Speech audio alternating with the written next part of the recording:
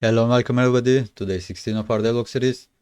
Today I did experiments on the weapon system, attack systems mostly. I first added can equip, so you can't equip every item. They need to have a boolean true. And I changed the attack system to weapon class rather than character component. Right now when I have an X, it has a capsule component, and if it overlaps with something, it throws a box trace. It needs a little bit adjustments. For now I am trying this, but animations are a little bit problem.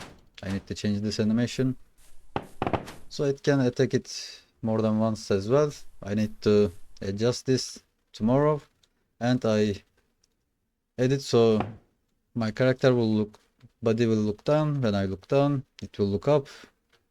When I look up, I highly likely will change this one, or at least adjust it so it's not this much like it overlaps with everything, and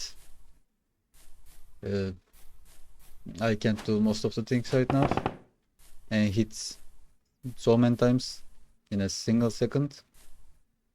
It either needs so many adjustments or it needs to change. I will look them up tomorrow, and I need to change the animation to test it properly. With this animation it doesn't look good anyway.